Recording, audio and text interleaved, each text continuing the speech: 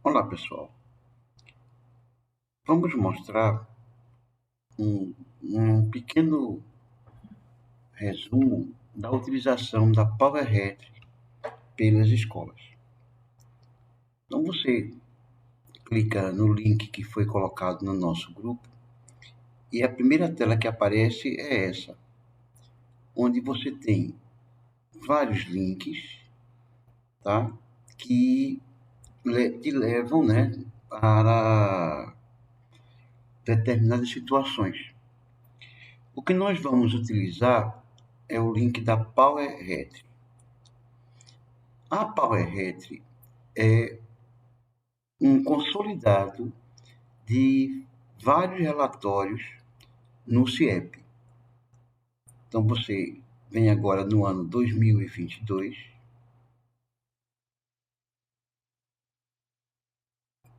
vamos trabalhar na GRE. As escolas devem clicar em escola e utilizar as senhas que foram encaminhadas para a gestão. Então, clicando na GRE, vamos observar os dados do primeiro semestre.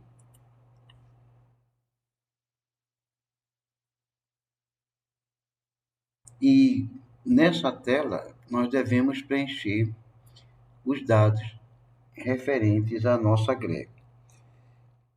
Já queria ressaltar que nessa tela, à direita, na parte aqui em cima, aparece a data da última atualização dos dados.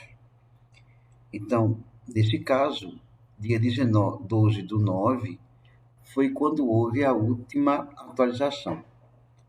A CEPLAG, ela dá carga na PowerHead 3 a 5 dias após a conclusão da exceção de dados pela escola no final do bimestre. Então, nesse momento, existe a carga, né, geral, e depois que se dá da carga geral, de aproximadamente 7 a 10 dias, é dado nova carga, permitido então que a escola corrija ou acrescente alguns dados no CIEP que não foram acrescidos quando da primeira carga. Então, nessa tela, devemos colocar o nosso perfil, que vai ser perfil de GRE.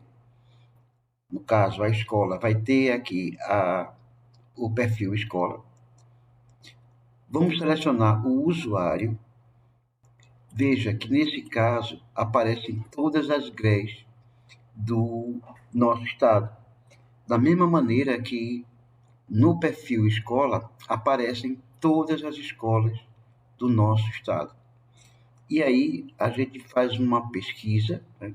Tem aqui pesquisar e escreve uma parte do nome que a gente precisa. Veja que ao escrever Recife, apareceu Recife Norte e Recife Sul. No nosso caso, vamos marcar Recife Sul. No grupo, nós encaminhamos também a senha de acesso, né? As duas senhas de acesso da regional. Então, você digita aqui as senhas de nossa regional. Percebe que essas senhas elas ficam ocultas. Mas se você quiser saber o que foi digitado, você vem dar um clique e você verifica o que foi digitado. Tá? Essas duas senhas são as senhas de acesso à nossa greve. Né? Você dá um OK e aí nós vamos para essa tela. Vários menus aparecem nessa tela. Na parte aqui em cima, na parte horizontal, nós temos um menu de filtros. E na parte vertical, nós temos um menu de situações. Né? O programa já nos leva para a situação aprovado e já nos coloca como filtro o ensino médio. Se a escola ela não tiver ensino médio, só tiver ensino fundamental, a primeira ação seria clicar aqui em etapas e marcar a ensino fundamental, ok? Então, vamos voltar para o ensino médio, certo? E observar essa tela gerada aqui na Power BI. Tá? Muitos dados aqui inseridos, tá? Então, o primeiro à esquerda aqui, a meta, tá? Essa meta foi um percentual de aprovação pactuado entre a escola e a CEPLAG bimestralmente, tá certo? E ao lado você tem a meta alcançada pela escola, o percentual de aprovação acompanhado alcançado pela escola. Lembrando que esta aprovação ela inclui os resultados de estudantes em situação plena e em situação parcial. Tá? Já podemos perceber que essa escola, né, que no caso da regional, desculpa, não foi alcançada a meta pactuada. A meta pactuada era de 55,3% e os resultados de aprovação plena e parcial alcançaram 49,1%. Aqui eu tenho a média geral dos estudantes da nossa regional. Aqui a quantidade de estudantes, número de escolas do ensino médio, ok? E a distorção de idade séria dos alunos, dos estudantes da nossa regional, 14%. Aprovações por série, então, o primeiro ano tem 56% de aprovação, o segundo 55,8% e o terceiro ano 30,8%. Lembrando que, para os terceiros anos, como não existe a progressão parcial, o percentual sempre é menor, tá? E aqui, para uma análise mais profunda, né, aprofundada, a gente tem aprovações por turno de uma escola integral, de uma semi-integral com 2 turnos, né, o da manhã, o da tarde, tá? Os resultados do curso da manhã, cursos da tarde e as semi-integrais de um turno, né, amanhã, o seu percentual. Tá? Veja que nesta parte aqui embaixo, a gente tem escolas com aprovação menor que 25% dos alunos. Está em branco. Isso significa que todas as escolas estão com um nível de aprovação superior a 25%. Nesse gráficozinho aqui, ó, a gente tem os resultados da aprovação plena, da aprovação parcial, da reprovação e do abandono das escolas de nossa regional. Aqui, neste gráfico, nós temos a aprovação por escola. Fazendo uma comparação entre a meta que foi definida, né, pactuada com a CEPLAG pela escola, e a meta e o resultado alcançado pela escola. Em vermelho, nós temos as escolas que apresentaram que não alcançaram a meta pactuada, né? E ao lado temos o percentual que foi alcançado por essa escola. Então, nós temos aqui, exemplo, o Amaury de Medeiros. Você, ao passar o mouse aqui em cima, você vai ver que a escola teve uma aprovação de 27,3, houve uma média geral de 5,19, o total de alunos da escola, né, voltando aqui, e o percentual de aluno em distorção, idade séria. A segunda escola seria o São Francisco de Assis, né, com esta 29,5 de aprovação, média geral 5,30, 271 alunos no ensino médio e uma distorção de 28,4%. Se a gente segue aqui no nosso gráfico, tá?